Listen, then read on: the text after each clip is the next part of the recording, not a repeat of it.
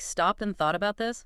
You know how sometimes what we personally want kind of clashes with what's best for everyone else? Yeah, it's like a constant push and pull, right? Exactly. And it turns out this whole dilemma has been puzzling thinkers for centuries. So today, we're taking a deep dive into the mind of one of those thinkers. Oh, is this one of those controversial ones? You bet. This guy was a real firecracker. Bernard Mandeville, physician and philosopher, lived in the 17th and 18th centuries. Anglo-Dutch, so straddling two pretty influential worlds at the time. Perfect for today's source material, then. The Stanford Encyclopedia of Philosophy entry on Mandeville. It's dense, but wow, so much good stuff in there. I know, right? And for those listening like you who are all about maximizing knowledge in minimal time, Mandeville is, well, kind of a perfect storm. His ideas on human nature, morality, and society were, to put it mildly, disruptive. Still are, really. No kidding. And that's precisely why we're here. This deep dive aims to untangle some of Mandeville's most provocative arguments, particularly his claim that, and I'm quoting here, private vices can actually lead to public benefits, driving the economy and even shaping our social norms. So let's start with the man himself. To think like him, gotta know him a bit, right? Born 1670, Rotterdam. Not just a philosopher, but also a doctor. Studied at Leiden University, which was, even back then, known for being pretty cutting edge, both in logic and experimentation. Thinking about that from a philosopher's perspective, well, it's intriguing how being exposed to both rigorous thought and the practical observation probably shaped his later philosophical approach. Mm. He wasn't just armchair theorizing for him. He really looked at how people actually behave, not just how they should behave. Yeah, and then he moved to London, specialized in nervous disorders. Imagine a doctor working with people's innermost struggles. Must have given him some unique insights, right? Fuel for his philosophical fire. Oh, absolutely. I mean, think of the understanding of human psychology he must have gained just from his daily practice. But it's his writing that really made him notorious. The Fable of the Bees, or Private Vices, Public Benefit. Oh, yeah, The Fable. Started as a poem, though, right?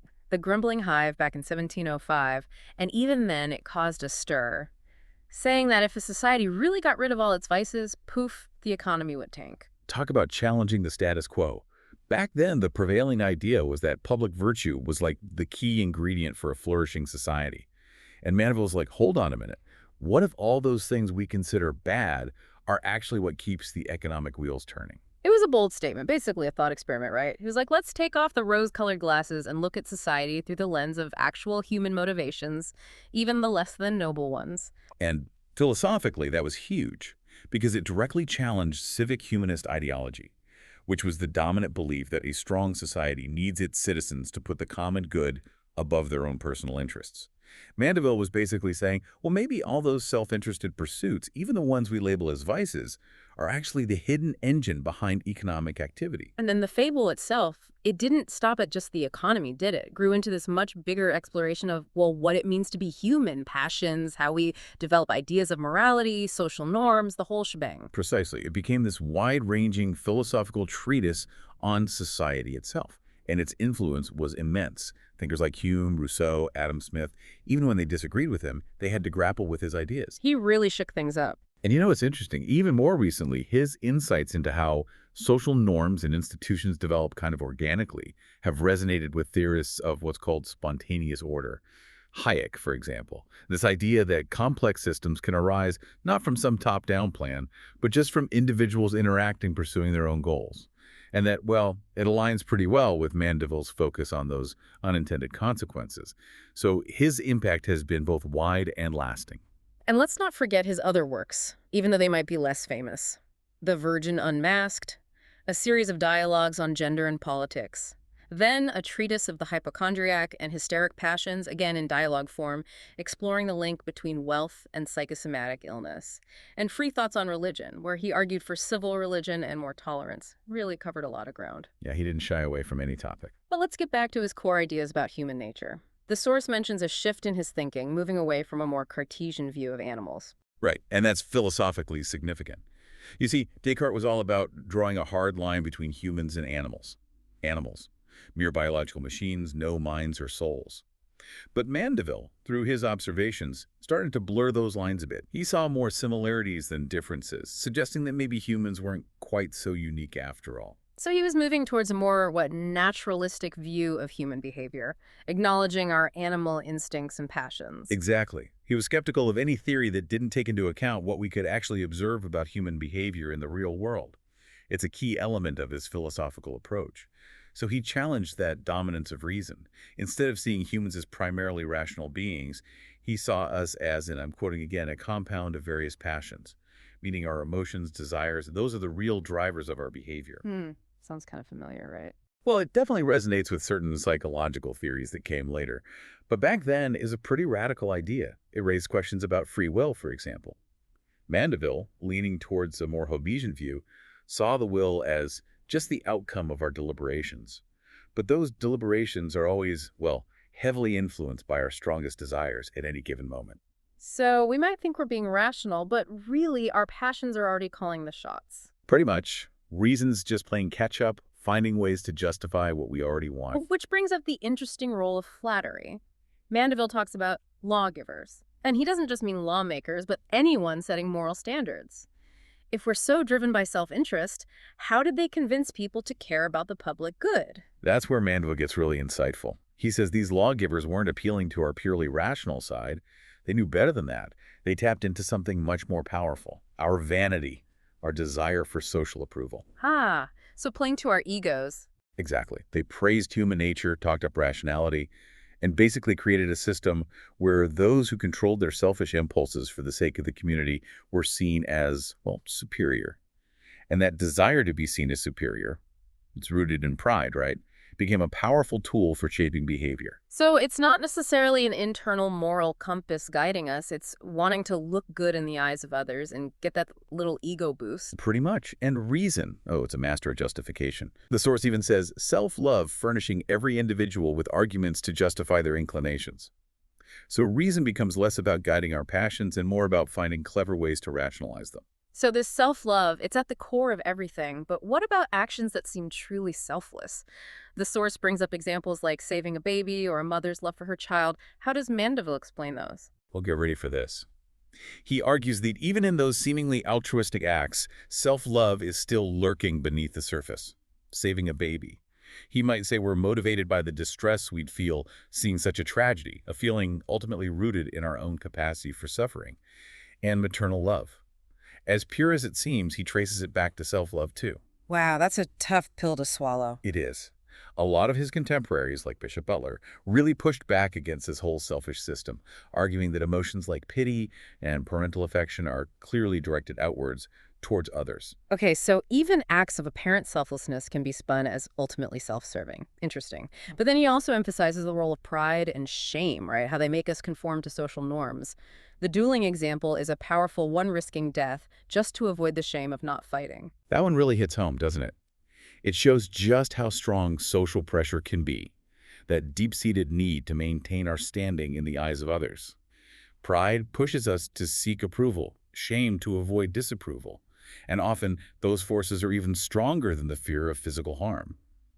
It makes you think how much of what we call morality is really about internal convictions versus external pressures. I mean, we all want to fit in, right? Of course.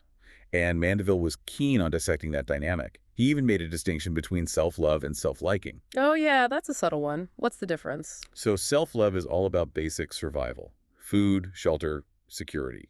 It's pretty straightforward. Self-liking, though, that's about how we see ourselves, our self-image. And often that self-image is a bit inflated, more positive than maybe we deserve. This leads to a kind of internal tension that we try to resolve by seeking validation from others, to confirm that inflated self-opinion. So self-love is about staying alive, while self-liking is more about our social standing and how we see ourselves compared to others. Exactly. It's wanting that external validation to match our internal, often inflated self-perception. Makes sense. Okay, let's talk about his moral philosophy. This seems to be where things get really messy. Oh yeah. Mandeville's moral philosophy is a minefield. He's been interpreted in so many different ways. Some see him as a skeptic, questioning the whole basis of morality. Others as a strict moralist, showing us how we all fall short. And some even consider him an early utilitarian, focusing on the consequences of actions. But a central piece of the puzzle is his inquiry into the origin of moral virtue, where he tries to explain how he came up with ideas like virtue and vice without bringing God into the picture. And just like with social norms, he brings back those lawgivers, using praise and blame to, well, basically mold humanity into something more civilized. Right. So in his framework, virtue becomes all about resisting those natural impulses for the sake of others, driven by what he calls a rational ambition of being good. And vice is just giving in to our desires in ways society doesn't like. But wouldn't that make morality completely arbitrary? Yeah. Just a matter of whatever those in power decide. Well, that was exactly the point of contention for many. They accused him of undermining the very foundation of morality by suggesting it's not based on some eternal truth, but rather on human agreement. And his observation that moral codes differ across cultures just fueled that fire, hinting at a kind of moral relativism. Yeah, it's like if virtue and vice aren't grounded in something real, then they become fluid, changeable. Who gets to decide what's right and wrong? Right, and that was a scary thought for many. But Mandeville also argued that despite their maybe shaky philosophical grounding, these socially constructed ideas of virtue and vice actually work. They promote order, cooperation, make society function smoother. So even if they're not true in some absolute sense, they're beneficial for us as a society. A kind of pragmatic approach to morality. Interesting. But the source points out that there's a lot of ambiguity in his definitions, especially when it comes to self-denial and motivation. Yeah. Like, how much self-denial do you actually need to be considered virtuous? And can something be truly virtuous if it's done for a selfish reason, like wanting praise? Those are the million-dollar questions, and that's where Mandeville's moral philosophy gets super complex and open to interpretation. He suggests that true virtue, which he defines as a victory over the passions, might actually be impossible for us humans who are, well, inherently driven by those very passions. So what we usually see is what he calls counterfeited virtue, where one passion just happens to be stronger than another. Like, we act in a socially beneficial way because we crave that social approval. But is that real virtue? And what was Mandeville's real intention here? Was he setting up this impossibly high moral standard that no one could reach? Or was he being satirical, poking fun at how we talk about morality versus how we actually behave? That's the mystery, isn't it? He claimed the fable was about severe and exalted morality. Yet he seemed to really enjoy exposing the hypocrisy, the gap between our moral pronouncements and our actions. Maybe he was just trying to get people thinking critically about morality, right? Not just accepting it at face value. That's a valid interpretation. The source suggests that maybe his main goal wasn't to preach a specific moral code, but to analyze how moral concepts function in society, not judging individual morality, but understanding the role it plays in shaping social order. Okay, that makes sense. It's a more, I don't know, sociological approach. Less about judging individuals and more about understanding the bigger picture. Now, how about his views on social and political norms? The source says he presents an evolutionary view of civil society in The Fable of the Bees, Part 2. Yeah, this is where he diverges from those social contract theories, which imagine society forming through a deliberate agreement. Manville, he takes a more gradual approach. Society evolving in stages, starting with the primitive family, then driven by external pressures. Kind of like natural selection, but for society. In a way, yes. So first there's the fear of wild animals, forcing people to cooperate for defense. Then it's the fear of other humans, leading to groups forming in early governance. And finally, the big game changer, written laws. This is what brings stability, lasting peace, a more objective way to settle disputes. So in his view, true justice only comes into play once we have written laws. Pretty much. He portrays pre-legal society as a bit of a free-for-all, where just means you've got something, and unjust means someone took it from you. Written law brings in this level of abstraction, impartiality, and he even says it takes generations for us to develop a capacity for just thinking. That's fascinating. And what about those polite social norms? He links those to the rise of luxury markets, right? Here's where it gets really interesting. He argues that politeness isn't about being genuinely nice. It comes from self-liking, that desire for a harmonious social environment where everyone's ego is stroked, even if those egos are a bit inflated. Oh, so it's all a big act. In a way, yes. We flatter each other, downplay our own merits because it creates this positive social space where everyone feels good about themselves, even if that feeling is based on a slightly distorted self-image. So a system built on a kind of mutual deception, driven by that inherent self-interest. Exactly. And he points out that a lot of this development, these social institutions, they arise unintentionally through imitation, trial, and error. Even language, he says, probably started as a way to persuade and show dominance, not for any noble purpose. Unintended consequences striking again. It's a recurring theme in his work. Complex things, language, etiquette, even markets, they emerge gradually from all these individual actions, people just going about their lives, not necessarily planning or understanding the bigger picture. And that's a really powerful idea, philosophically speaking. Makes you wonder how much we're actually in control, right? Right. So much of what shapes society happens beneath the surface, through these seemingly insignificant daily interactions. Okay, last question on this. What about the role of government in all this, in this ever-evolving society? Mandeville believed that the government's main job is to keep things running smoothly. Not to reinvent the wheel, but to make sure those already existing, organically developed institutions keep functioning. He compares it to a well-designed clock. As long as it's properly maintained, it'll keep time perfectly. So it's not about having these super virtuous leaders, it's about having a good system in place. That's the idea. The system itself should be designed to anticipate and safeguard against problems, provide against the worst contingencies, as he puts it, rather than relying on the assumed goodness of those in power. A stark contrast to those classical Republican ideals, which were all about civic virtue. Fascinating. So he's not anti-government, he's just saying it should be more about maintaining order than trying to, like, engineer society. Exactly. He's all about understanding and working with those existing, spontaneously developed structures. Okay, the source also mentions how he applied these philosophical ideas to specific areas like gender, religion, and economics. Let's start with gender. He seems to have been quite progressive for his time, questioning those traditional ideas about inherent differences between men and women. He was definitely ahead of his time in some ways. He challenged the notion that differences between men and women were primarily biological. Instead, he argued that they were mostly a product of upbringing, social expectations, cultural norms. Nurture over nature. Exactly. And in works like The Virgin Unmasked and his contributions to The Female Tattler, he shines a light on how society restricts women, questions those prevailing gender roles. He even suggests that marriage, in some cases, can be like a form of servitude. Wow. And he draws this parallel between female honor, often tied to chastity, and male honor, often associated with courage, saying both are basically social constructs reinforced through fear of shame. So he's saying these ideas of what it means to be a man or a woman, they're not inherent, they're imposed by society. Exactly. But it's important to note that his views weren't always, well, perfectly aligned with what we might consider progressive today. His discussions about sex work, for example, are more nuanced, and some might say problematic. He takes a very pragmatic, even utilitarian approach, suggesting it might be a necessary evil to protect other women's virtue and social standing. Right, and in those discussions, he doesn't really seem to consider the agency or well-being of the women involved in sex work. It's more about maintaining a certain social order. That's a valid point. It highlights the complexities and limitations of applying historical figures' ideas to contemporary issues. We have to remember the context in which they were writing.